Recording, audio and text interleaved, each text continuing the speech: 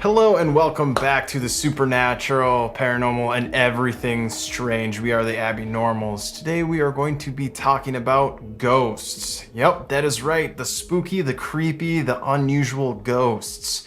I'm one of your hosts, Alex. I'll let the other hosts introduce themselves.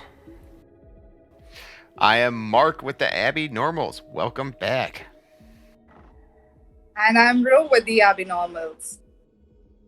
All right. Where would you guys like to start with this? Because this is a very big topic. I don't know how or really where to start with this because there's so many things that we can go about doing this. I know for a fact it's gonna get spooky. But other than that, I don't know. I think we'll probably start with Ro giving us a little breakdown of what she researched because she's the most organized out of all of us, and then Alex and I will just kind of go off of the research about the ghosts. But I mean, what do we talk about with ghosts? There's such a big, broad topic. Like, I can't think of anything paranormal or anything supernatural that has been with us as long as ghosts have. Yeah, that's very true. And almost everyone that you know has either heard of a ghost story, if not experienced one, or or has told you a ghost story. So everyone's got a ghost story. Yeah, I would agree with that because even I have experienced some supernatural things, or maybe not supernatural, but some things that I just can't explain. So I would agree with that, yeah. Yeah. And, so obviously skeptics would say that science does not support the entity called as ghost because there's no hard evidence. But then the stories that you hear and that you read that has happened across the world, it certainly raises some question. Now, in India, it has a vast culture, so many religions, so many people, and you have so many ghost stories across India, across, all the four corners. Yep. Different versions of ghosts and witches. So today I thought that, in a very brief form, I'll let you know what are the different kind of ghosts that we have in our part of the world. And I'm going to make you repeat some names after me. Okay. We're getting a lesson too right now. All right. So ghosts in general over here are known as bhoot. Goot? Goot? Boot. Boot. Boot. Like someone Okay. like a shoe or like something that you wear on your foot, like boot. No, like a phone booth. Oh, booth. Oh, okay. Booth. Okay. Booth. Okay. Got it. Okay. So Like ghost a lot of equals stress booth. on the word B, so it's booth. And so it's a generic name for anything that ranges from the Indian demon, spirit, goblins, etc. And they only have one agenda, which is revenge, and then move on. Interesting. So they're not nice, is what you're saying.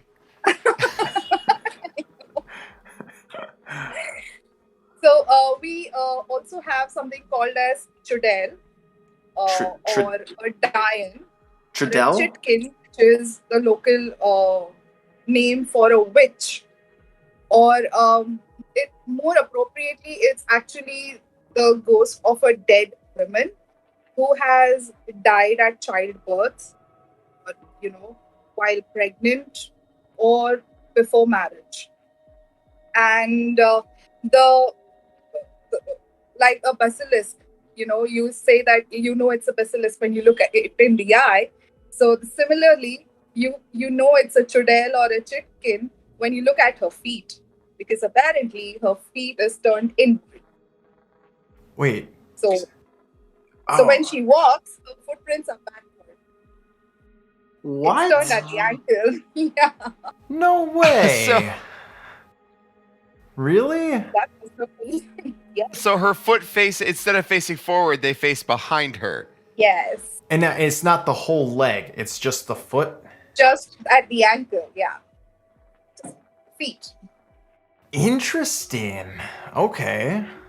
So far, Indian ghosts are hardcore and kind of really terrifying. Yeah, right. We got a ghost that's dedicated. It's John Wick. We have the John Wick ghost that comes after you for revenge, and that's its only purpose. And then you have a woman that either died. Oh, Yeah, you got a woman who died during childbirth or died before she was married, and her feet face the wrong way. And we haven't even gotten to what she does. no. We just got the description. Oh my gosh. Yeah, so her feet turns that way only after she dies. Oh. That's the trademark of a chicken or a chidel. A diet, But what does she do though? Does she like? Does she? she extracts revenge from whoever has done wrong. So it's mostly the male population. So basically, she just comes after you if you're a dude, just to get revenge. But it's like indiscriminate. Yeah, you don't want to cross. Is Tradell? Is that how you pronounce it? Tradell. Interesting. Okay. There's another version of chidel which is a Dayan, but it's more like a living woman practicing black magic. Okay. Actual witch practicing black magic. Are her feet going the wrong way too? Or? No, they're fine. Okay. So you have two. You have one that's a ghost and one that's just a witch. And they're both out to get revenge against men who commit some type of wrong. Dayans usually are black magic practitioners, so they are not that indiscriminate. So Oh, okay. So they have a purpose. Are they like you could go to them and say, "Hey, I want you to curse this person," yes. and they'll do it. Now, do the dials, when they die, do they automatically become a Tradell? No. So it's maybe something where it's like, okay, you're a practicing witch alive, but when you die, you don't necessarily become. Yeah, I mean, it depends on if you have some unfulfilled desire or an unfulfilled wish. Okay. Indian ghosts don't mess around so far. Like No, I'm not gonna. we've only heard two. And it's both like, what'd you do? I don't know, but it's coming to get me, and it's out for revenge. Yeah. Yeah, I will not be visiting India anytime soon. Next we have something called as the Pishach, and they are flesh-eating demonic entity, and they usually feed on cadavers. You are safe. You're alive. Still, that's so messed up. Yeah. And they are usually depicted to haunt cremation grounds or graveyards and dark places, basically. Yeah. And there is a female version of it as well. Does that one get revenge on Yeah, dudes? we are all about equality in our ghosts. Okay. So there's a female version of it as well, and it's called a Pishachini. And both the genders have the power to change how they look, or change all forms at will. So, but Pishachini is more known to turn into a beautiful woman to lure men and kill them and take their. And these are all ghosts? Yeah, it is a form of a ghost. If I ever go to India and I see like a beautiful woman or I see any type of woman, I'm just gonna be like, it's a ghost and it's out for revenge. It's gonna kill me. Ro could be out getting revenge right now for all I know. I don't know. So Pishach and Pishachini, it's more similar to the Western concept of ghouls. I feel like that's like a vampire for like the Western concept, that these two things that you just talked about, like eats the gut, like cadaver would not be so much vampire, but like the Bashadi, that's the woman one, right? Pishachini. Bashashini. Yeah. and is able to turn into like a beautiful woman that like lures people in. That's like the concept of a vampire. And Or Yeah, I know we're supposed to be talking about ghosts, but blood and go away. These one actually kill you and eat you and then take your virility and strength. great, oh jeez. I that's great. messed up. I don't know if I don't know if I like that. I mean, I've never heard of this before. Like how is this new to me? Why is something that intense? Why have I never heard of this before? Oh, so the last one that I've found are gins. Uh, yes. so gins are basically like humans but more stronger, faster, and smarter. They also tend to live in caves and deserted places, graveyards, and darkness. They haunt those places.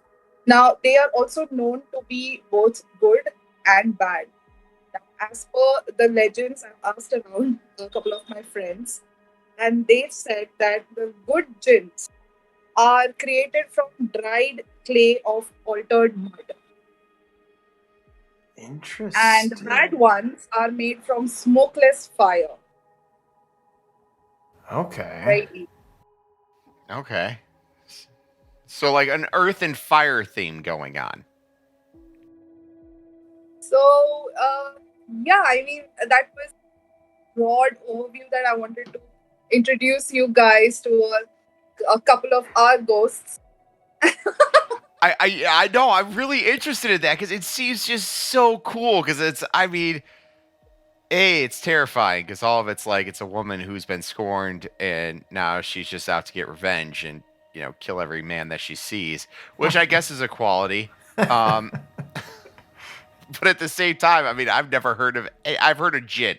I've heard of gins. That was the only thing. But I think Alex and I both have the very Western concept of a gin, which is like, big puffy pants and like, Aladdin. yeah, kind of like that. Yeah. Yeah. So, honestly, even I was more familiar of Jean from Aladdin. Or I don't know, it's a very old sitcom, but I'm sure you must be aware of it. I Dream of Jeannie. Mhm. Yeah. Yeah, so that is what even I've been brought up on. So it was very interesting to know that this form of jinns are also there, and uh, it's scary Yeah. considering they look like humans. I think that's the scariest part. I think for me with all of that is that they can take the shape or like the persona of like a human and everything like that, or like just you're just minding your own business and then you think you see somebody but it turns out it's just like really a spirit or a ghost or something like that. I think that's the most scary or disturbing part of all of that. So that's interesting. I've the most ones besides the gin, like Mark was saying, like I have not heard of any of that. So thank you for shedding light on that. That's really interesting. And I think it's really interesting that all of them like have a very human appearance, but there's always some type of indicator or some type of like body disfigurement that Mm. shows, oh nope, it looks like a normal woman or it looks like a normal man, but their feet are backwards. There's just something off, and it's always something that's like really haunting when you think haunting. But it's something that's always it's haunting because it's never just a like, oh, their fingernails are blue, not Mm-hmm. painted. It's like some weird disfigurement that people see as like painful, like your feet pointing backwards. You think their feet were broken and it's painful to walk, but in truth, it's like a fear that we all have of Mm-hmm. like this like constant agonizing pain. And I think that could be something that ties into the concept of just ghosts as a whole. And the fact that you bring that up too, Mark, is that like a lot of the pictures that I've stumbled across and everything like that, I feel like a lot of pictures of ghosts, they don't have any eyes for whatever reason. Yeah. Like they're always missing eyes, or if they do, they're like all white and it just gives them that really, and maybe that's the reason why people are so afraid of them, is because like just how they look unnatural and everything. Like when people do see them, or even if it's like a shadow figure, it's like abnormally tall or just like features on it you can't really make out. So maybe that's like And it, a reason, because I know for me that if I saw something in my house that was, it looked like a person but it was abnormally tall and I couldn't make out any features, I think that would scare me pretty good. yeah, and it's never Casper the Friendly Ghost. It's No. no. Whenever you hear these stories, and I think that it goes back, because I think the what Ro was saying, it ties back to a lot of the Western concepts of ghosts, where it's always in a lot of the stories that you hear, it's a vengeful spirit, or it's an apparition of a previous, like you buy, like I live in a super old house by the Western standard of America. I live in a very old house, and everyone's always like, "Oh, your house has to be haunted. It has to be haunted." And I'm like, "Why does it have to be haunted?" And they're like, "It just has to be. It's an old house." And I was like, "But that leaves no excuse. Like, oh, if you do anything in the house, like you start demolishing stuff and like, you know." You start building stuff, the ghosts are going to get mad and the ghosts are going to come. I've watched all the haunting TV shows. And it's whenever you're doing something in the house, the ghosts get mad about it. And I was like, yeah, but I mean, I bought the house, so I mean, I can do whatever I want to it. The ghosts are gonna get mad, and they're never friendly. It's never like, oh, hey, I'm playing PlayStation, and the ghost is like, hey, you want to play some games? Yeah, it's never like that. Exactly. And kind of like what Ro was bringing up too, with some of the ghosts that you said are in the Indian culture, is unfulfilled business, or like something, because that was one of the questions that I had, like how do ghosts become ghosts? Like just bare bones, like how do they become to be a ghost? And a lot of the research that I found was like unfulfilled business, or something happened, or like tragically, where it's just like, yeah, I guess that's why there aren't any friendly ones, where that would make sense. Because I mean, think about it.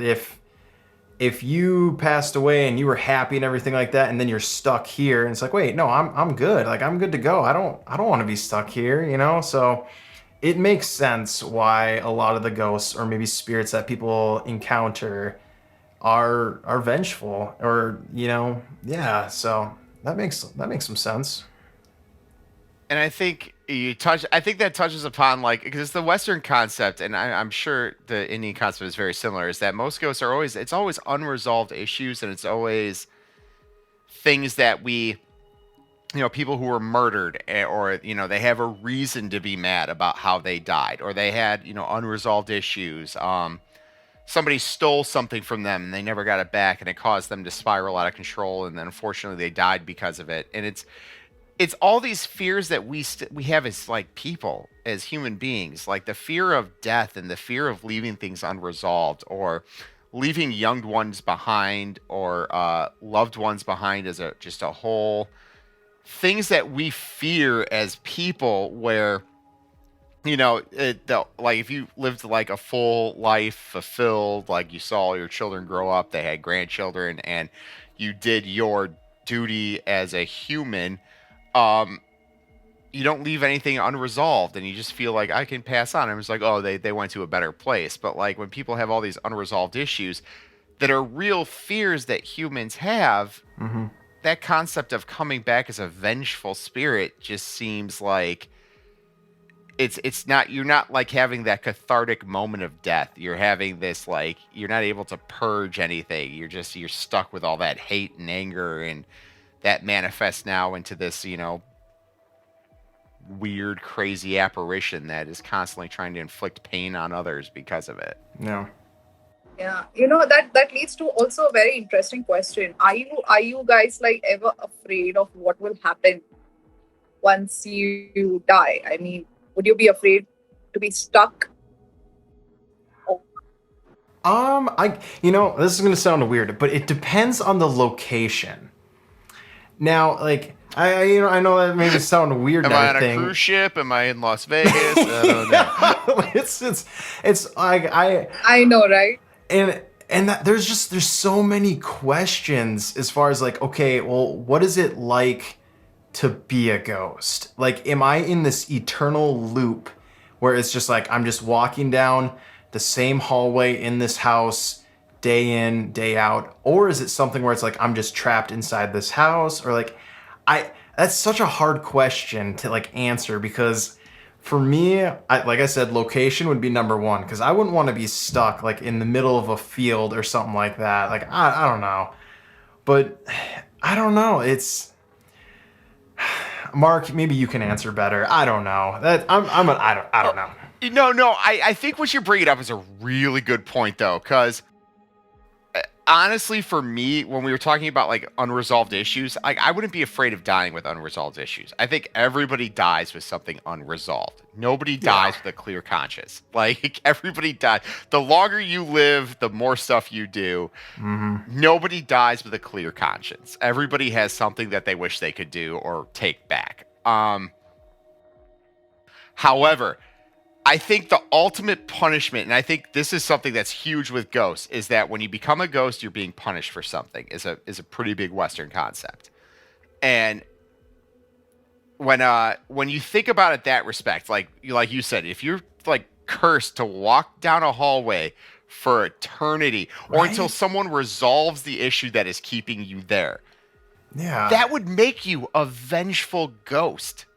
You may have started off fine. Mm-hmm. But doing that for 100 years?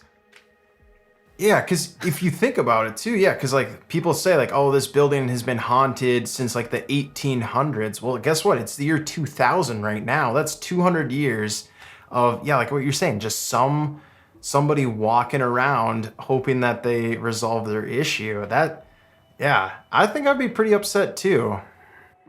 Correct. I mean, you may start out as Casper the Friendly Ghost and end up as Freddy Krueger.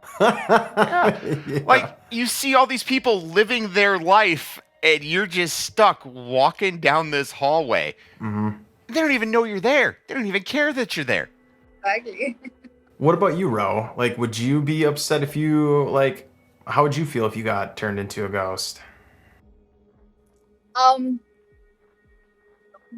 I asked this question, but I haven't thought about it. But now when you're discussing it, I would certainly not like to get stuck.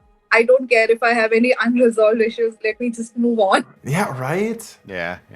That's... Yeah, I don't think...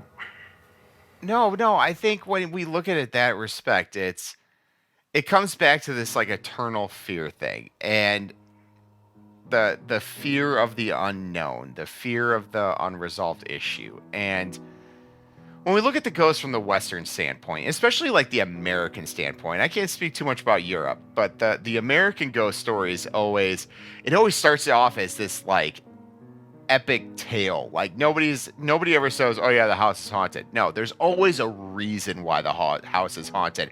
Or like when you drive past an abandoned building in the town that's been there for like 100 years, it's always haunted. Mm-hmm. Yeah. Something always tragic happened there. There's this urban legend surrounding the house as to what happened. And every town has one. Every city has one. And I think that's a universal thing, too. It's so like, you don't go there, that's where the ghost is, and it'll eat you. And looking at it from like the Western standpoint, it's always, because I think American history, too, it's so young in the scope of the world. American history is young history. And it's a history founded on war. Like America just has war after war after war in our history, especially in our homeland starting out. Like when America started out, it was just constant infighting and constant fighting as a whole. Yep. And, we look at that, and my wife and I, when we got married, we went to Niagara Falls because we're like, let's be super cliche on our honeymoon and go to Niagara Falls. And we went to Fort George, which is the British fort in Canada. And that was the fort that was fighting Fort Niagara, which is the American side. And we went on the ghost tour at night. And I'm gonna be a little marketing for Fort George. If you're ever in Niagara on the lake and you get the opportunity to go on the ghost tour at Fort George, definitely go on the ghost tour at Fort George. It's absolutely terrifying. And I'm bringing this up because there's a reason for it. Don't just think I'm telling this long, drawn-out story just to make time go by. So we go there, and it's pitch black. I think the tour started at like 10 o'clock at night or 11 o'clock. Ooh, okay. We go out to this really nice dinner. We drive out there. We're in the middle of nowhere, and then you just see these hills with these big wooden like spikes all surrounding it, and that's the fort. And we go in there, and at first off, I'm looking and I'm like, "What's the American War?" I see all these books for the American War, and I was like, "What's the American War? Mm-hmm. What is that?" My wife's like, "I have no idea." And I'm like, "Look," and somebody goes, "Oh, that's what you call the Revolutionary War." Oh. And I was like, "Oh," I'm like, "So you mean the Revolutionary War?" And they're like, "No, it means the American War." I said, "Well, I'm pretty sure we won that one, so we get the right to name it." They didn't like that too much, but there you go, America. Bold. If you didn't know it, I just said that, and a bald eagle flew past me in fighter jets, also went across the sky. But so anyway, so we're at the fort, and it's pitch black. We're walking through there, and it's creepy. It's been there since the 1700s, 1800s. It's been there for a long time. And a lot of it was rebuilt, and a lot of it is made historical for the purposes of showing what it was like to be at the fort during this time. But Right. there's sections where it's like, I mean, everybody in the fort was killed. Everyone. When the Americans came over during the war, like, they killed everyone. Mm-hmm. And it was a response because the British came. I think it was, if I remember the story correctly, the British came over and burned the town that Niagara was in. So the Americans got upset during the war about that, and they came over and just killed everybody at the fort. They burned down the entire town of Niagara on the Lake and just razed everything. And so they're like, we're talking about ghosts and stuff, but they said what happened here was an incredibly traumatic event. Like, you're talking hundreds of people died, men, women, and children. They died. It wasn't like, so it's, we're talking about ghosts and everything, but it's creepy. And they talk about all the experiences people have, and I had something happen to me unexplained. Like, I felt like somebody pushed me when we were in this one part of the fort, and they said, this is actually part of the original fort. They said, this is one of the buildings that actually is still here. And it was like this underground, like, ammunition tunnel. And it's made out of stone and rock, and, it's creepy and it's pitch black. And I felt like somebody pushed me, and I turned around and said, dude, it's dark, whatever. I turned around, the closest person to me is 20 feet. And I was like, oh, my wife's like, did somebody push you? Because she felt me get pushed too, like this. And I was like, what was that? And I turned around, look, no one's there. And this guy's looking at me like, oh, we've been back here the entire time. And I was like, oh, that's not good. Yeah. So the tour ends, we walk out, and everyone's talking like, I'm a medium, or I can sense ghosts, or I know ghosts, and this and that. And everyone's talking.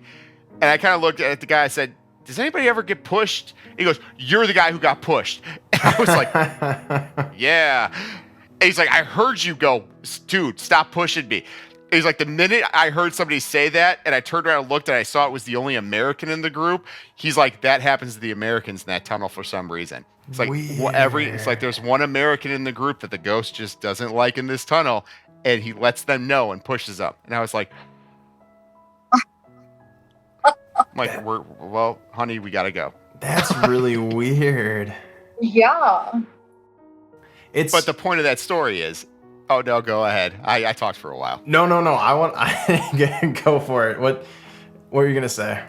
All right. So what I was gonna say is that how much of what I was thinking, it's a creepy environment. We're in the middle of a fort. They precursor everything with tons of people died here. You're in pitch black. You can't see anything. Everybody sees that thing like go past their eyes, and they're like, "Huh." Was it a ghost? It could have been a bug that just flew past really fast, but all of a sudden you're like, oh. Then your mind starts playing tricks on you. Like, you're out in the dark. You're out in a creepy area. They just told you hundreds of people died. Mm-hmm. Horrible deaths. They burned down the entire fort. This is what remains. Even if you don't believe it, your mind starts playing tricks on you. Like, I could have tripped on something and went like this when somebody pushed me because I was creeped out. You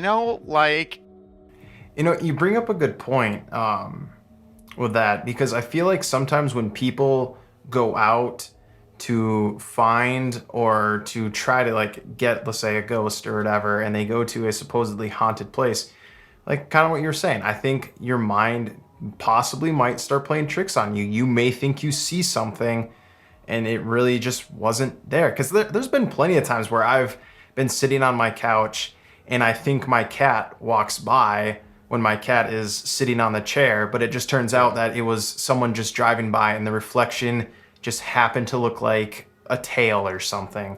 So no, I 100% agree with that. I think sometimes people's mind plays tricks on them. Yeah, I mean, the fear of ghosts is obviously widespread, and uh, if your imagination definitely plays havoc on you, especially at nights.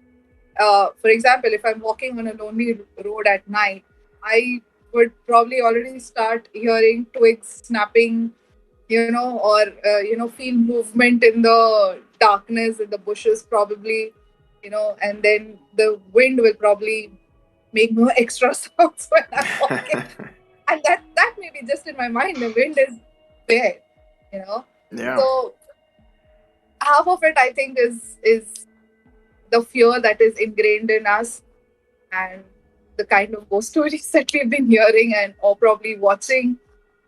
But that brings Roach, I think, touched on it, is that there's a lot of anthropological studies that talk about human beings as a species, and when you look at it from a whole aspect, we gave up quite a bit to be able to do what we can.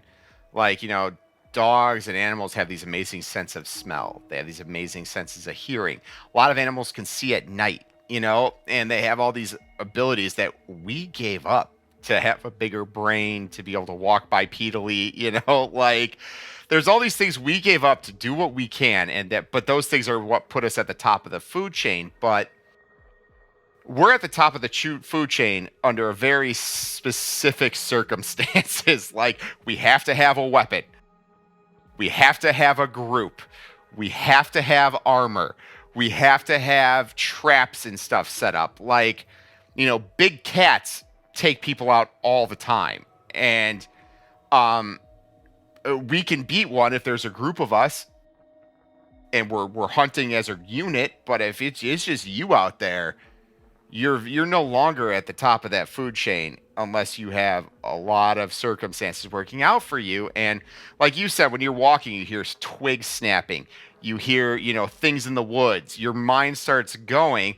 That's kind of like an evolutionary response to be like, okay, I'm out in the woods by myself. It's dark. I can't see. So my mind is in hyperactive mode, making me afraid of stuff that's not even there possibly, but I'm now on alert and I'm ready to go.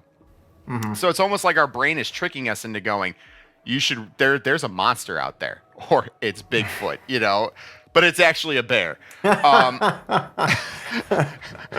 In this situation, it's most likely a bear, and he's going to eat you.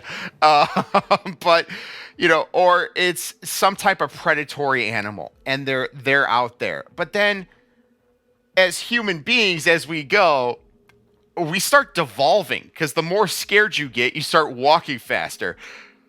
All of a sudden, it's keeping up with you. Then you start seeing things out of the corner of your eyes because your brain's already on high alert, and you're going, there's something there.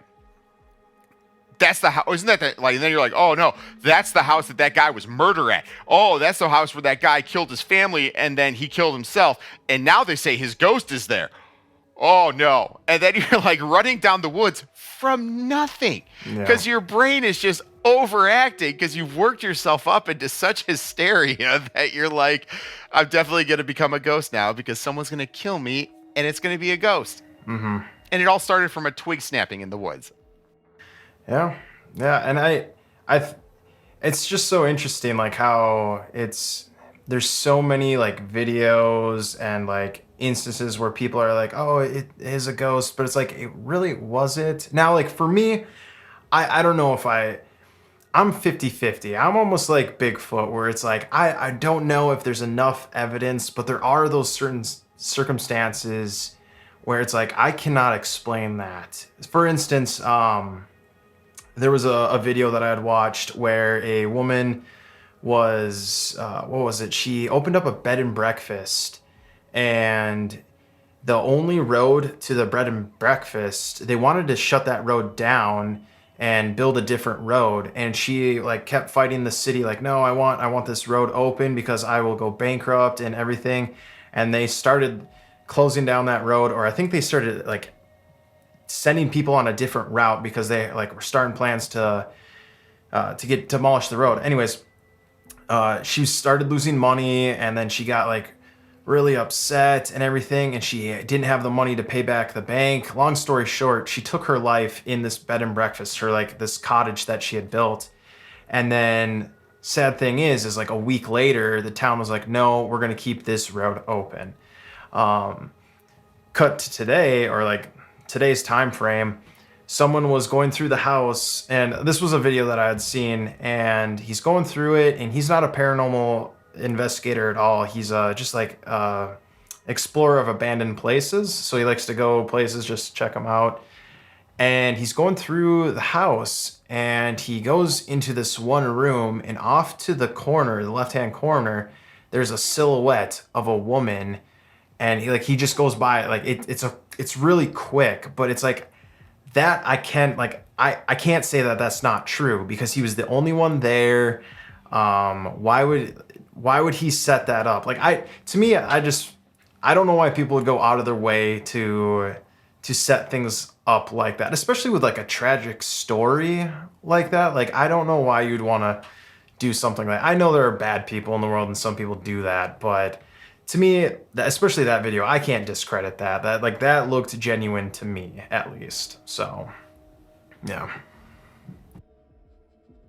I think like with videos like that too, it's almost the story itself is super tragic, right? Like the woman fought all this time to do everything, and it comes down to this unresolved issue again, and it's that common reoccurring thing that she fought all of this to get this road and to get this information, just to get everything saved, and she ended up taking her life, and in the end the road was saved.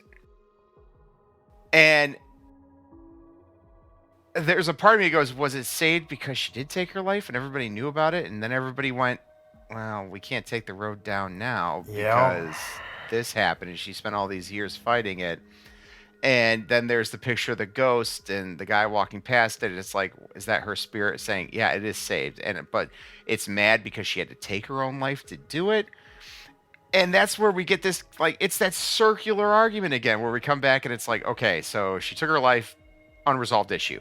She's mad because she took her life, unresolved issue. Road was saved, but look at the price that it cost her. Yeah. Yeah. And that brings like up another question. How do ghosts become attached to certain things? Like for instance, it makes sense with that woman because she spent so much time on this cottage that it would make sense. Like, okay, her spirit or her ghost, like, is stuck there. But like other things, like where it's like, oh, this teddy bear or this mirror is haunted and it moves by itself. Like, okay, so is the mirror a ghost? Like that's something like I don't understand. Like I've tried researching it. I got nowhere with it. Maybe you guys have some input. I don't know. No, I mean the recurring theme of ghosts being attached to any object is because of greed. Something that it is something that only they wanted and did not want to share. Okay. But then when you talk about something like mirror or a teddy bear, but again it depends on the kind of ghost it is. Now, hauntings and mirrors are usually, depicted as demons occupying them rather than a ghost. And similarly, a teddy bear haunted can be the ghost of a child. So I think it depends on what kind of thing is being haunted. But if it's a materialistic thing, I would say it's greed or selfishness. No, because I think about that with like, and for me, I don't think it can always be greed, because I think we have to think darker in the sense of that, where it's like, if it's a teddy bear, it's a child. And what if that teddy bear was the only good thing that child had in its life before it died? Oh yeah. Yeah. Yeah. No. What Those if two all are those the terrible things? The rules. Yeah, and that teddy bear was the only thing that child had that made it feel good. And when the kid died, it's attached to that teddy bear. Um, mirrors, however, mirrors are always evil, and I know a lot of people. I'm just saying that mirrors are always evil. They're There's always never evil. a good mirror story. Like no one's ever like, oh, it was great. I saw my mirror and I saw my dead grandpa in there and he was like having a great time. It's always like it's the mirror. Yeah, 2 I have thumbs friends. up. Just Yeah, woo! exactly. Right. Like, and the mirror is the mirror. Like I have friends who are scared of mirrors. Mhm. They're not scared of anything, but they're scared of mirrors. And they're like, in the dark, when you walk past it, I never look in it because I'm afraid that I'll look and my mirror reflection's staring at me. Or there's like a ghost behind me and it's staring at me. And I'm like, the mirror isn't like a portal to like another dimension. They're like, yes, it could be. That's the And I thing. was I've like, heard that though. Like that, like mirrors are like portals. it's like a reflection of that world. Yeah. And there's like the mirror you, or you're the mirror version of itself. That's why, like, when you hold up things to the mirror, it's written backwards because it would make sense that if it's the mirror and it's a parallel universe, the mirror should just reflect the image back the way it's supposed to be. But because it's a parallel universe, you're seeing that same view holding up the thing like this. So that's why it's backwards. And I was like, all right, this is getting ridiculous. Like, I'm like, but it kind of like, there's part of me that makes it go, yeah, I know there's a reasonable explanation for it, but like Alex has posters in the background because it's being recorded and it's not a reflection. We can read it the correct way, but if it's a mirror, it would all be backwards. Oh yeah. Yep. That sounded like Inception of mirrors, honestly. Yep. But yeah, in a lot of cultures, actually, including the Indian culture, it is advised that you do not keep a mirror facing your bed Why? because Yeah, it I can see invites that. negative energies. So you have to keep your mirror where it's not facing your bed. That? Oh, okay. That's really. I've never heard of that one before. Because I think growing up, both my sister and my mom both had mirrors facing their beds. Maybe that's why they were so mean to me all the time. All that bad energy. I have a mirror facing my bed too, now that I'm thinking about it. You gotta switch it, Mark. That's you. I don't want anything bad to happen to you. Yeah, no. So this is something that I also experienced personally when I had the mirror facing my bed. I did have a lot of negative emotions going through, and a lot of fights happening.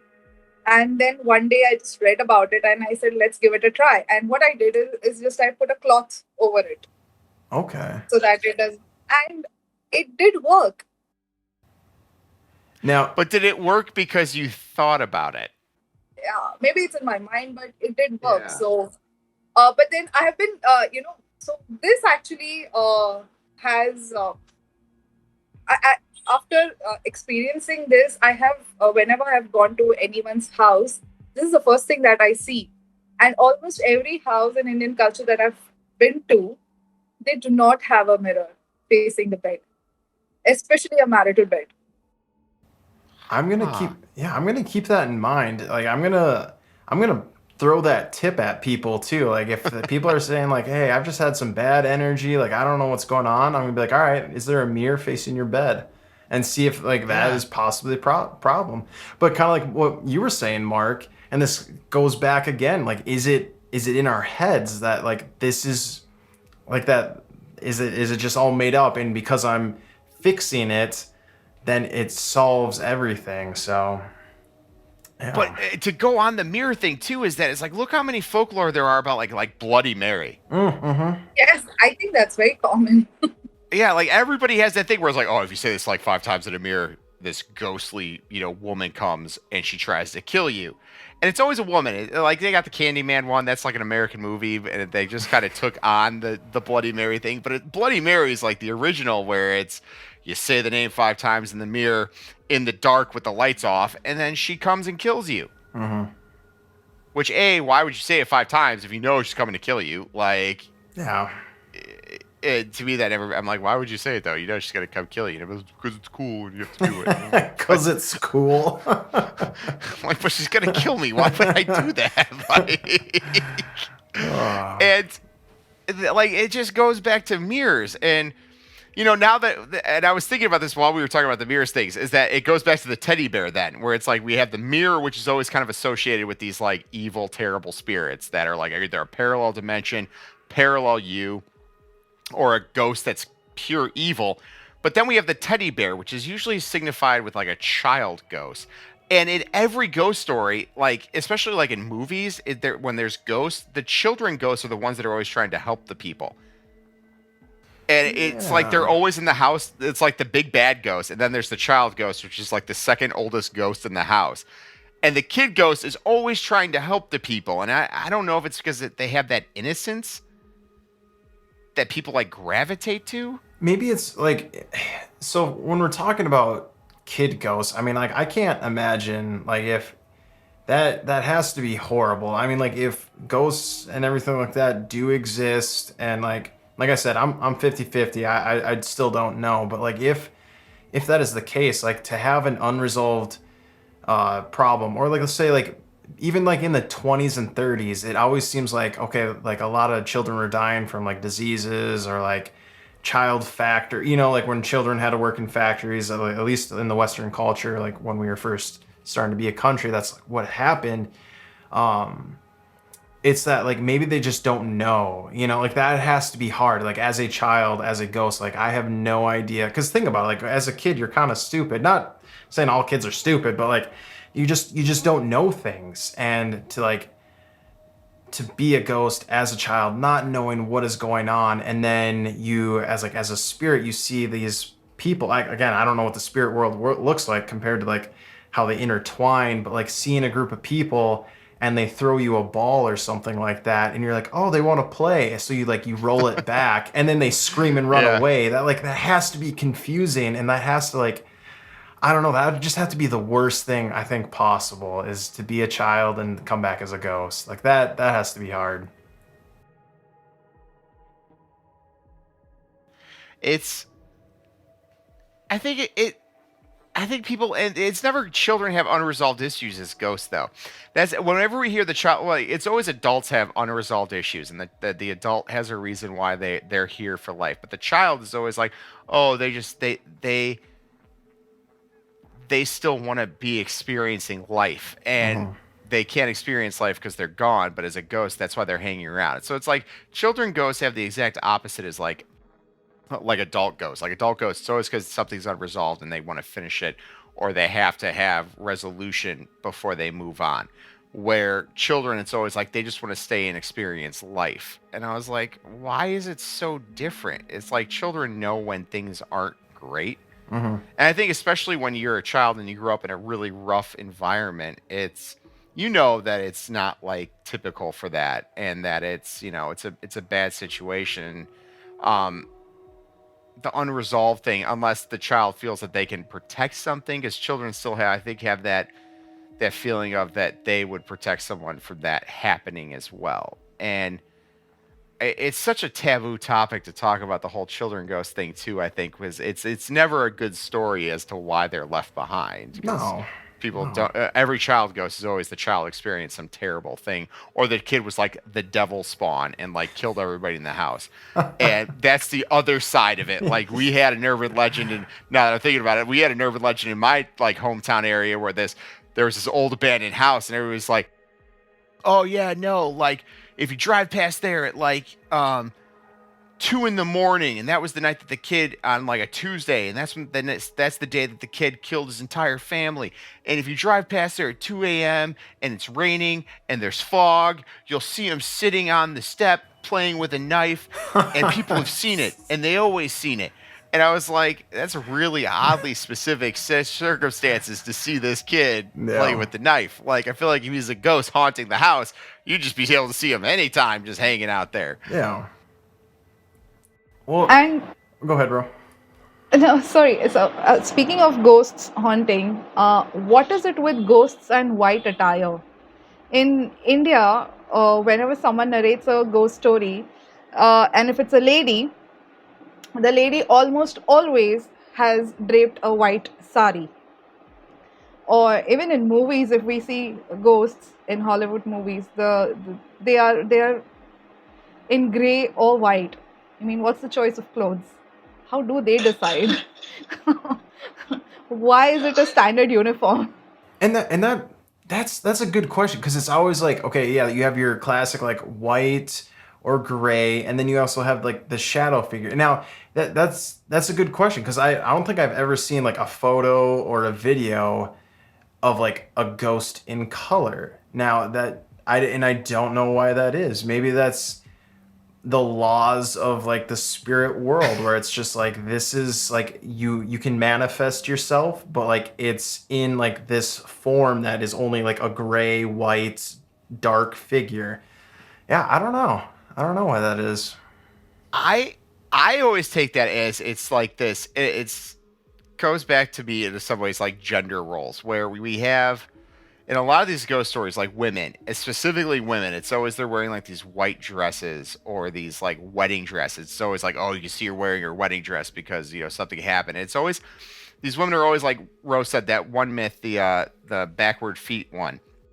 It's a woman who died during childbirth or died unmarried, and it's that white dress. I know, and white's kind of like a symbol in most cultures of like virginal or pure or chaste. Like white is a very pure color because it's people see white and they're like, oh, that's just it's pure, it's untouched, it's this. And then women do that and you just see this white and they're always wearing white to be like, oh, they're white and they're pure and this color is just it's there. And then they always come and kill you. Yeah. They're not so pure now. Yeah, but that's again a Western concept of white, a lady wearing white being pure and things like that. In India, if a woman is wearing a white sari, it means she is a widow. Technically, that is how it is. So I really do not understand. It's not always that the ghost who's visible is a widow, where maybe she died before marriage. So there's no concept of her being a widow. So we should probably put this across to our listeners. Do you know where does this come from? Why are the ghosts always depicted, or almost always depicted, as wearing white across any culture? Yeah, that's a good one. I don't know. Yeah, I don't know. Like it's like you said, if widows were white, because in typically Western cultures, widows or even death, just death in general, people wear black to show the sign of mourning. Where, like, and it goes back to the color thing, where a lot of like cultures with like, especially within the Western thing, where like black signifies mourning, white signifies birth and happiness and purity, where black represents mourning and like people wear like just jet black suits and just like, well, we're going to a funeral, time to put on your black suit, Yeah. then you're going to a wedding, but only the bride can wear white, because if anybody else wears white, it's like it's very disrespectful, because and it's but like you said, all these ghosts are always wearing white. Like it's except for like men ghosts that are vengeful, they always appear as these black vengeful spirits that are like these outlines that shadowy gray figures, and it's Or if they are visible, they are always in the clothes that they died in. So they do not have a fashion designer in the afterlife, clearly. They have to make do with whatever they were buried in or however they died. Do you think To me, though- do you think the color has something to do with how the type of like death that they experience? So let's say for instance it was a very sad or unexpected, they come back as a darker figure. If it was something where it was like, oh, she just never got to marry someone, it is like, oh, it comes back as like a white ghost or spirit. Like, do you think that maybe that has something to play into it, or is it no? I don't know if the Indian ghosts that are all women are wearing white saris and then they're coming back for revenge. Yeah. So That's true. I don't know. Like I think it comes back to the cultural concept of it. Like all like, Western ghosts are typically these vengeful like grayscale ghosts that are there. Like the only thing to me that makes sense is that they're wearing the clothes that they died in, because if they're a ghost, like you said, there's no fashion designer in the afterlife. So like you die as a ghost, hopefully you look good because you don't want to be wearing like boxer shorts and a robe and you're just stuck walking around in that for the rest of the time. Or if you come back as one of the vengeful ghosts, you get a full fashion redux. Like they give you like, all right, here's your white sari. Take that one, otherwise it's too colorful. Take that one off, put this white one on, and go wreak vengeance. Like in the Western concept, it's like, okay, here you're wearing a robe and boxers. You're going to be vengeful. So here's a dark black suit. It's all grayscale. There you go. Now stand in the corner and scare people. Like, Oh. Actually, Alex, you just hinted at something which made me realize that it's probably the background of white on black that helps people identify it as ghosts. Now, ghost stories are not always true. And maybe when it's passed from generation to generation, when there was no electricity available, I think that was the thing that, stood out in the darkness. Ghosts are apparently always seen at night. So I think that could be one of the reason why it was passed down generation to generation that the ghost ladies are in white. That could be That very. might be one of the reason. Yeah, it could be. It could be. Something else that I wanted to bring up too was animals. Like, because there's been plenty of videos and like pictures where I've seen where it's like, oh, my cat passed away like a year ago, or my dog passed away, and there seems to be like a shadow or like a figure that looks like a dog or a cat like in the backyard or something like that, and it looks pretty real. But what are your guys' take on that? Like, can that happen? Do you believe in that? And if so, like, what qualifies an animal to come back as like a ghost or a spirit, I guess? Actually it's even sadder than the idea of an animal ghost is even sadder than a child ghost, because a child ghost can at least communicate about why he or she is stuck here. As an animal, how would you do that? And that's And just the thing. probably, yeah, probably they're just stuck forever. Poor babies. I think from like a standpoint of like just from the past, where typically back in the day, like way like tribal, like cave people time, ghosts were always these like or not ghosts, but like animal spirits were always these like guardian entities, guardian spirits, or they were gods or goddesses, and people took the animals as something like, the ox was always, or the bear, or the great big cats were always signs of like power, and this where you had like the owl was a sign of wisdom, even though they're like the dumbest bird on earth. Wait, hold on. You said the owl is the dumbest bird on earth? Oh, they're so stupid. No. Owls only know how to do one thing, and that's kill. Like when they're staring off, that sign of blankness is because there's nothing going on up there. I don't want to get off on a tangent, but like, what about like ravens and crows that like eat garbage, or like seagulls? Ravens and crows are some of the smartest birds on the face of the planet. Okay. All right, yes. Okay, yeah. They're smart. Okay, I take that statement back. But okay, what about seagulls? I mean, seagulls are smart in the sense that they know to follow little children around. Do you ever see them just gank food from little kids because they know they totally can? That's true. I mean, you have an owl just sitting there staring up for hours. It's not staring at anything. It's just hanging out like... But anyways, so owls though were signs of great wisdom, or we have these animals and these spirits and these guardians or goddesses or like things like that, and then animals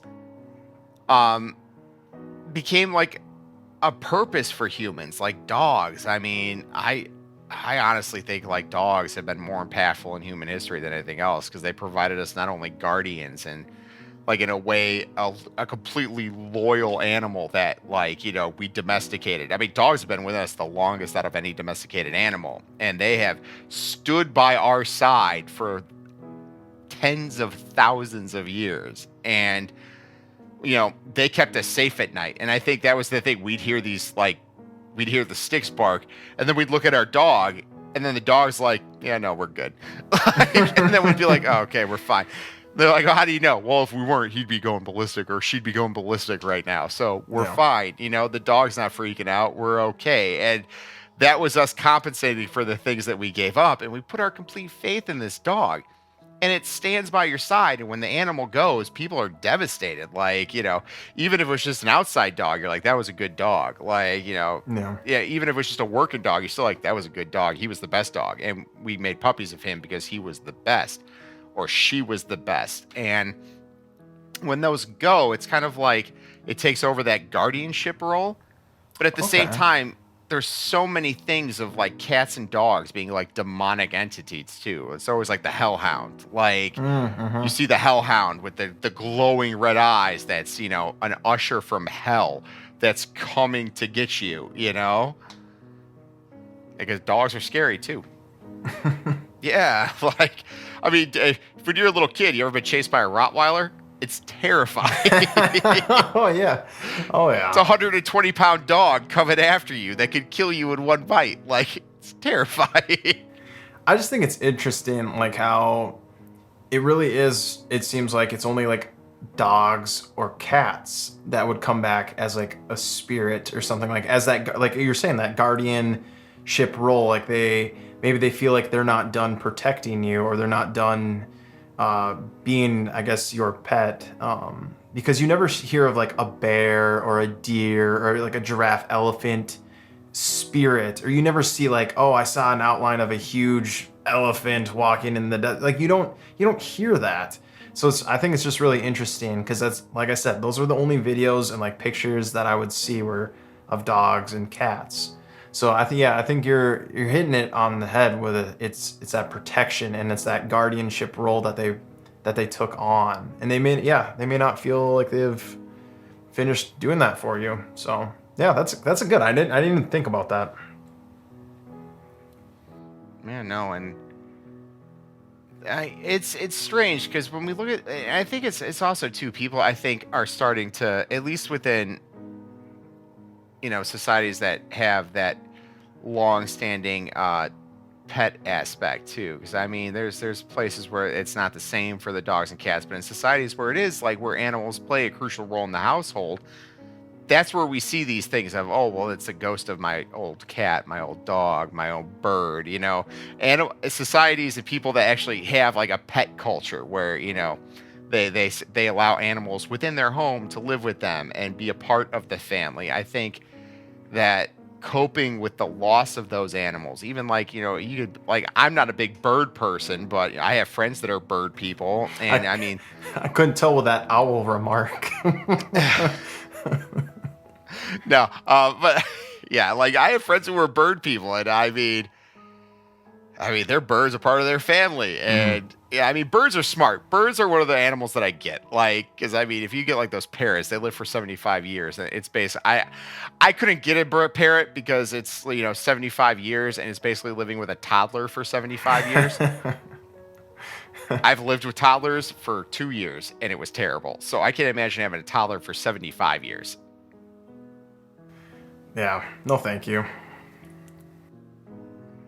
Now, the one topic I wanted to bring up, and I'm surprised we haven't talked about it, is the actual haunted house. The actual, yeah, we talk about like the ghost stories and like of the people, but then there's always the house itself that's haunted.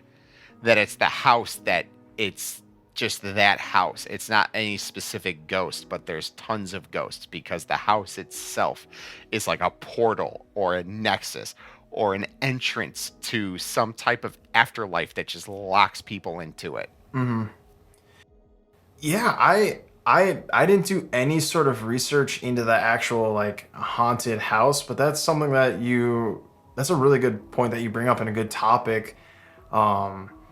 Yeah, I don't know. Like, I don't know what would make the house itself haunted. That almost feels like it would be like a poltergeist type thing rather than like a ghost itself. Then again, I don't know. But it seems like whenever people have like issues with not necessarily a ghost, it's it's the house, it seems like people describe that as a poltergeist. At least that's from what I remember. So, Do you got anything for this, Rogue? Because I actually have a specific example, and what I was excited when we started talking about ghosts. Actually, not a haunted house per se, but the most haunted place. Apparently, there's one in India. It's called Bhangad Fort. It's a fort in Rajasthan, which is one of the states in India. And apparently, it's said to be so haunted that there's actually a gatekeeper outside the fort that does not allow tourists to come in after 6 p.m. in the evening. He just does not allow them to enter. And that's his job, because apparently people have heard voices. I mean, whoever has passed, the usual thing, they've heard voices like the palace has come alive, the forts have come alive at night, and the watchman or the gatekeeper has specifically been told to keep the tourists away after 6 p.m. Nobody is allowed. Nobody. wow. So basically, from what I know is the story goes that there was, I think he was a black magic practitioner, and he fell in love with the queen at that point of time. And since he couldn't get her, he placed a curse over that entire set of forts that were there, except the temples. He couldn't reach the temples. So, except the temples, the entire fort was cursed, and it still is apparently, and which is why no one is allowed. Now, is there anything that like, so for like, usually for like Western culture, for like, I don't know, like someone can have like a priest or a like a religious leader figure come in and like bless the place, and hopefully that'll get rid of like the dark spirit or whatever. Now, is there anything that like they could do over there to like get rid of it? Actually, no. Ah, I think the curse was so strong that that people are still not allowed inside. interesting. Okay. But yeah, we do not technically have an Indian version of exorcism, Mhm. but there are certain things that works. There is, interestingly, I'm sorry, Mark. I know you wanted to Oh narrate a no, story. yo, this is awesome. Keep going. So there's this temple again in that same region of Rajasthan or Gujarat, which is one state below that. There's this temple where people who are possessed are taken over there, and there are certain rituals that are performed for the ghost or the demon to be removed from their body. And I've seen some of the photos. I'll try and share it with you guys after this podcast probably. There are people who are heavily chained, and they break out of it, and those chains are like this thick, and they're made of Oh, buddy. iron. Or else they climb up on the walls, and they sit on the pillars or the beams, the ceiling beams, with superhuman strength. And that place is scary. It's a temple uh, where the possessed people are taken to remove this ghost or spirits from the body. But yeah, it's pretty scary to look at. Oh, I'm sure. So at this temple, because like you said, like in Western culture, we typically think of like it's the whole exorcism thing, and at this, but you said in India, there's really like I guess no firm exorcism, but they're in a way that there is exorcism because they take him to this temple that they're it may not be exorcising the demon or the spirit, but it would be trying to remove the spirit or the demon. Are there like special? Because I know in like especially in like Catholicism, there's priests who they're priests, but they are specifically exorcists. Like that is their whole purpose for the priesthood is to be an exorcist. Is there something similar to that in the Indian priesthood as well, or the Hindu priesthood? Or I could be speaking out of turn on that one too. I don't know much about it. There's something called as a tantric, who people usually approach to get all this black magic or possession to be removed from their house or from whoever is possessed or things like that. So what I know of, it's called a tantric. That person is called a tantric. Okay. Man, that's crazy.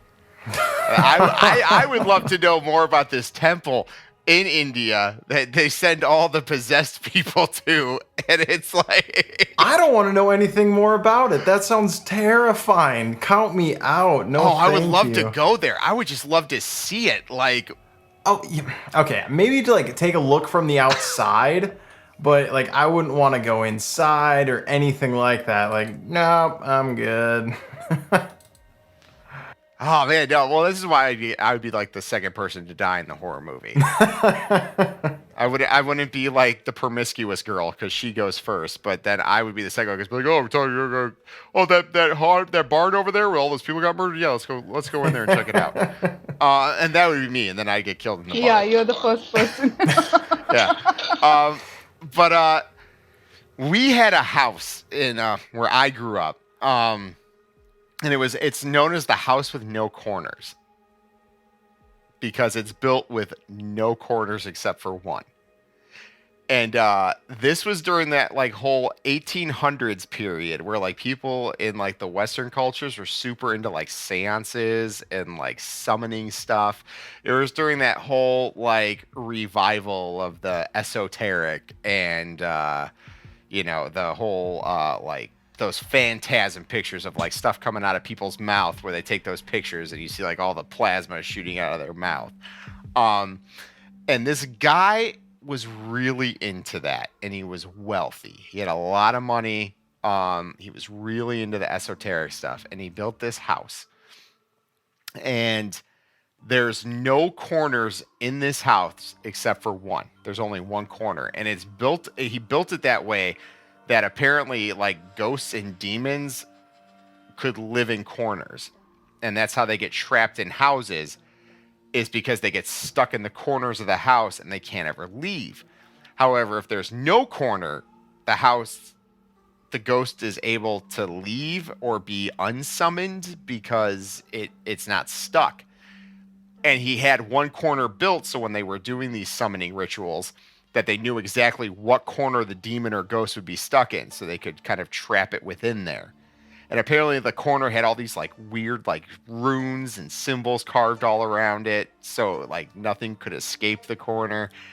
And this guy apparently had these like orgy parties and like summoning parties that they would do all these like, and I'm not talking like, like, oh, we had a medium come and she said some stuff and then we talked to ghosts. No, like they sacrificed things, and there's rumors that they sacrificed people in this house, and because it's in the middle of nowhere. It's still in the middle of nowhere, but I mean, back then there was nothing out there, and you go out by this house and the woods look like a horror movie. Like there's trees with like these twisted like roots coming out of the ground. There's dead trees that like still are alive, but they don't have leaves and they're just like hanging over I mean, it's terrifying going out there. And so apparently this dude's wife died during childbirth or something, and the baby died, and then he was found dead in the corner. Yeah. Interesting. And he was it was, they think it was suicide or it was murder because his like throat was slit.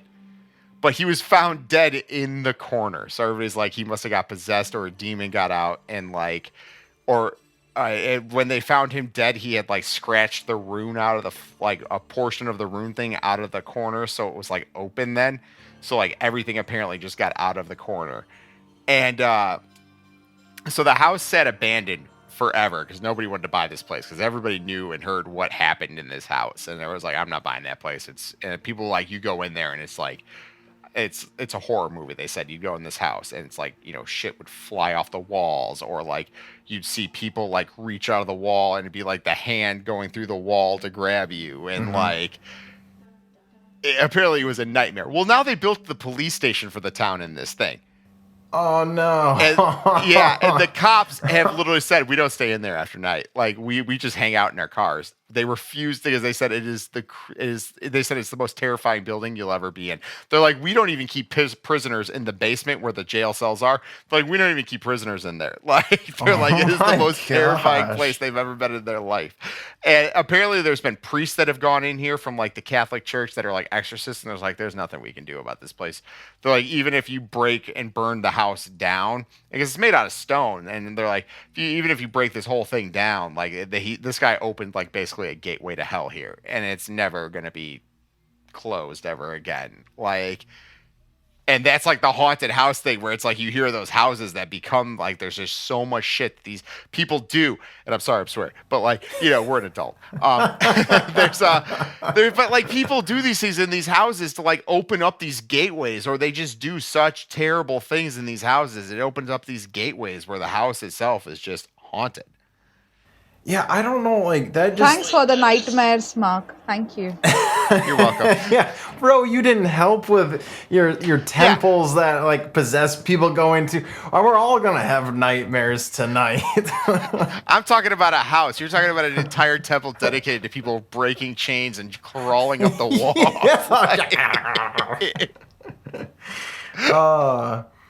Yeah, like I just don't know why someone or a group of people would think it's a good idea or to even like try to do something like that, even if it doesn't exist, or like it's just like why do that sort of thing. Like I don't get it. I don't understand it. But unlike the thing like with Rose Temple, at least like they're trying to like get help and like solve the issue with like your story, Mark. It's just like, you know, people got bored. They just wanted to open up a doorway to see what messed up things that they can have happen. And that's just terrible. Yeah, like you were saying, even if you break it down and everything, they're still gonna be there. There's nothing you can do. But the craziest thing about this is that for the house, the only things I know that are true is that the house was built by some guy who is super into the esoteric. Mm-hmm. The house is built with no corners except for the one, and that it is now currently the police station, or at least the last time I checked, it was the police station for the town. Those are the only three things that I know are true. Yeah. Because the cops even confirmed, they're like, yeah, no, it only has the one corner. Every corner is rounded in the entire house. There is no true corner save the one. But that's all I really know. Like everything else, like the entire story I told, like except for the esoteric part and the no corners in the police station, that is all just the urban myth and the legends that I heard about the house. Well, even the priest and the Catholic thing, like that's all I ever heard. I never actually got like a historian who studied the house that knows everything that happened to actually sit down and say this is what happened. Well, I mean, some of it has to be true. I mean, if like police officers and people that use the building still are like, no, we don't stay in it, and almost like. But that's the thing. I only heard that as like secondhand, third-hand knowledge. I haven't even talked to a cop about it. Oh, okay. Like. You know, so it's, I mean, they could, everything I heard could be true, or it could just be people going like, oh yeah, no, it's the house, no corners, the police won't even go in there. You know, it makes for a fantastical story. It does, yeah. And I mean, we all like to be scared. We all like ghosts. Like everyone's like, oh no, ghosts aren't real. It's like, yeah, but you saw every like ghost movie that's out there. Yeah, I totally saw it. You know, people love that. They like to be scared. And ghosts represent that aspect of, like Alex, Ro, we all touched upon it today. Like it's that episode of unknowing or unresolved issues, and we all fear that. I think that is the greatest human fear. Like Freddy Krueger's scary, but Freddy Krueger is just a dream demon. Where if I don't fulfill something for my children's life and make it miserable, that's gonna hang with me way longer than a dream demon. Like the dream demon's just gonna kill me in my dream and I'm gonna be done with it.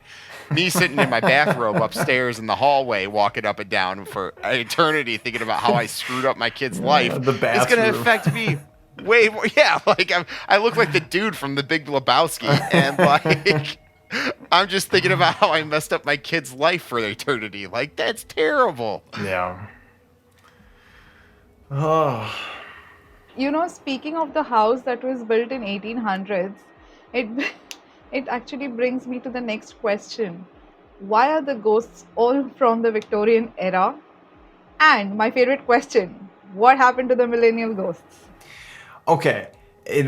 Yes, true. However, I have seen recently a couple of videos and pictures of like ghosts that have died recently from like the year 2000 on forward, especially like, and it has to do with a lot with them dying from like murderers and things like that really gruesome stuff. And but no, I will say that you are correct, and like it seems like the majority of them are from that era though, and it just maybe it was Oh, just a really like everyone was just sad during that time, or like Sad I or dying don't. of plague? I don't Yeah. know. Like all I keep thinking about is how we talked about the fashion of ghosts, like the 2000 ghosts. It's just a bunch of like dudes wearing kind of baggy jeans with a sweater turtleneck and frosted tips. Like, Right? I I would mean, much rather. Can I be like, can I get the suit that's gray? Can I get one of those? Because can I Right. take this off? Or the bathrobe? The bathrobe would be way looking like Mm-hmm. the dude from the Big Lebowski would be better than the sweater turtleneck. just imagine the Victorian ghosts or the Victorian ghosts, the child ghosts. They come out, they belt, they sing those old poetries and things like that, and hum those old songs. Now, just imagine a millennial ghost just bursting through the doors and belting out some Backstreet Boy numbers. Or a Britney Spears saying, "Oops, I did it again," and going back and telling his friends, "Oops, I did it again. I haunted another one." You That's know. why your phone always dies, because the millennial go. That's the way they get back at you. It's not like they're breaking the mirrors off the walls. They make your phone die while you're looking at Reddit at like 1 o'clock in the morning. You're like, why did my phone die? The ghosts are sending random text messages to people just. But think about that though. Like how like we always used to joke and say, what's the most terrifying thing you could hear in the woods at night? And it's like children laughing. Yes. Because there's Yes. no reason a little kid should be out in the woods at like 1 o'clock in the morning when you're walking through No. there, pitch black, and you hear, I'd be like, we're dead. We're all gonna die right now. Like, I don't. It could be just a little kid laughing in the woods. If I hear that, we're all. I'm not even running. So I'm like, we're all gonna die. It's a demon. But do you think, Mark and Alex, do you think the city ghosts, even if they haunt, do you think that they are hard pressed for time as well, and they just do their job and they just move on? I mean, I haven't heard city ghosts or ghosts in the city, uh, being in this world for a longer period of time. Do you think they are also addicted to the urban life, and there's an urban life in the ghost world as well? Here's the thing to throw that back at you though. Do they even know they're in this time, or do they still think they're in their time? That's true. And I that don't know how time works there. Yeah, yeah. and I think I brought that up too, with like how like the like if you're stuck in like eternal loop, and like how are like the worlds like crossed? Like is it like you in the ghost world see this place as how you left it, or is it something like you can see how your house or your wherever you are is decaying and everything like do you have the there's just so many questions. I don't think anybody knows. I don't know. That's such a tough question. We need someone who does know. Yeah, we need someone. Oh, we gotta get someone who can talk to ghosts. Wouldn't it be funny if those urban ghosts, I mean, people who have died in 2000, are haunting, and some priest in 2040s or 2070s? I saw this meme and I thought it would be very relevant to this. So, if a ghost from this generation is haunting a particular place, and the priest in the 2070s comes to perform exorcism, what would the millennial ghost do? They would show a Uno reverse card. Oh, I don't even know.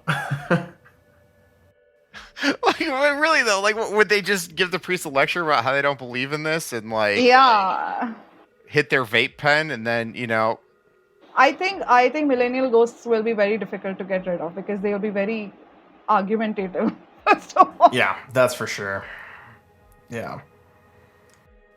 But we joke about this, but I mean, like in 100 years, that's going to be the ghost story. It's not going to be the Victorian ghost anymore. It's going to be the millennial ghost. yeah. I mean, It's possible. It may be something where it's like, yeah, like if you see a black figure around the corner and like a mist comes from its like head area, then you know it's a millennial ghost because that's the vape that they're using. Like who knows? I But like don't I think that hits a point though, is that like we always talk about the Victorian ghost, and I think like, and I'm not saying like it's a universal thing, but we always talk about ghosts from like the 1880s, and like so it's always like people like wearing clothes from like the 1880s, and for like our ghost stories, and I think that's because like our grandparents, that were their great grandparents. Mhm. And like our grandparents, we all see our grandparents and they all have that weird like, because I knew my grandparents who grew up in the depression of the United States, and so their great grandparents or grandparent, I think their grandparents would have been the Victorian ghost, my great great grandparents. And your grandparents still carry those like messages with them. Like we all remember our grandparents, and if they're still with us, we still talk to them, but like I remember all the messages and the stories from my grandparents about their grandparents. And I think that's kind of like our subconscious going like, oh, that's the ghost, is that, that's what's scary to us, because it's something that we've only heard about, but it's still something that has touched our lives through our grandparents' stories. And I think that says a lot about humanity too, because it's like almost like we keep those oral traditions of the past alive through these ghost stories as well. Like, um, our viewpoints of the world is very different from our grandparents' viewpoints Oh of yeah. the world. Like, all of us are a lot more tolerant than our grandparents were, and I think Yeah. all of us can agree on that. Yeah. Yeah. And I think that's why the ghost stories have also changed, because generation to generation, they have added their own viewpoints, or they have, amended it according to their own generation and have passed it on. I'm sure when we have our grandchildren, we'll be doing the same, adding in our own version of it, things in the That's story. yeah, that's true. That's true. And we're gonna be the ghosts one day. It's gonna be me sitting here in my The in Abinormals. my gray turtleneck sweater. Yeah, the Abinormals will be the ghost. They'll be like, oh yeah, if you still watch YouTube, because YouTube will be like MySpace of like that generation. They'll be like, if you watch YouTube at 2 o'clock in the morning and watch the Abinormals, they'll pop out of the screen and like grab you and pull you in, and you're stuck in 2021 and it's god awful. Whatever they are watching, we'll ensure that it moves back to Abinormals. Yeah. And you're stuck in 2021. That's the worst part about it.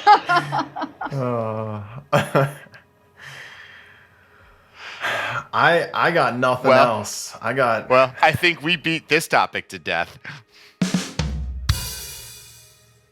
Add the drum cymbal right there. Final question. okay. What are your thoughts? Do you think ghosts exist, or do you believe in them? Well, I think we brought up a lot of good points, and I think we covered a lot of good topics, and I think with what everyone brought to the table and everything like that, I feel like I think I need to do a little bit more research before I'm a hard believer in ghosts. But I will say I'm leaning more towards that they do, or there's a strong possibility that they do exist. At least and if it's not a ghost, then it's something else, but we just can't explain it. So I'm open to believing in ghosts. That's my take. Alex? Oh, sorry, Mark. No. I just want to go like I sorry everybody, we're still figuring all this out. I just want to go in order of introduction for a final thought. Yeah, go on, Mark. Sorry. No. I talk a lot. For ghosts, at first I never I don't believe in ghosts really, but if we go by the theory like energy cannot be created or destroyed. Like energy is this persistent thing that even that it exists, like if we die, like our energy is being used by the plants or the trees or stuff like that to regrow new stuff because they put all that energy into the seeds, blah blah blah blah blah.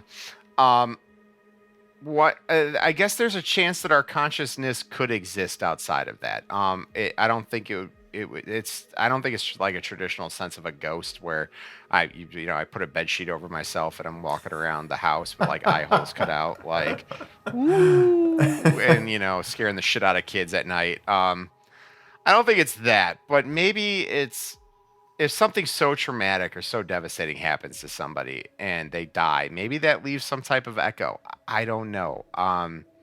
I know a lot of science disproves that, and a lot of science, says no, that's not real, and that doesn't exist, and that's impossible. But I just don't like the idea of saying it's some kind of mental deficiency if you see something that you can't explain. And I mean, I believe there's truly people who have experienced things, and they'll swear hand to whatever they believe in that they saw it and it happened. And we all have stories of stuff flying off the wall that we can't explain. Like, I've seen stuff fly off the wall, don't know how it happened. So there's some things that they can't explain, and like people are like, oh, well, it was the wind. I'm like, a wind didn't throw a 95-mile-an-hour book at me. Like, right. So I don't know. I don't know. I don't want to discredit it though, because there's things that I don't think it's like I said, I don't think it's Casper the Friendly Ghost. I don't think it's a guy in a bed sheet going, woo. But I mean, I've seen some pretty credible pictures out there that are pretty terrifying. Yeah. So I'm going to say, once again, for me, it's a maybe. I don't know.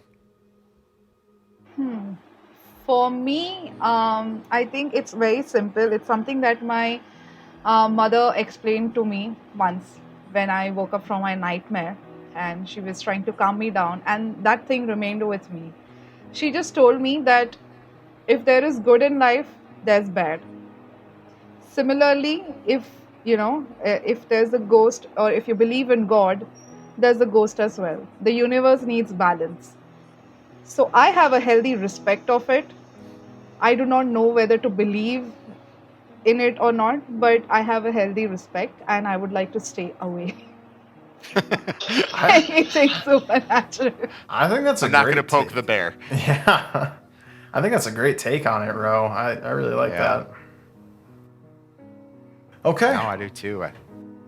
Well, for all our listeners out there, I mean, if Mark, Ro, do you have any last comments that you guys want to make? Nope. No, Okay. I'm good.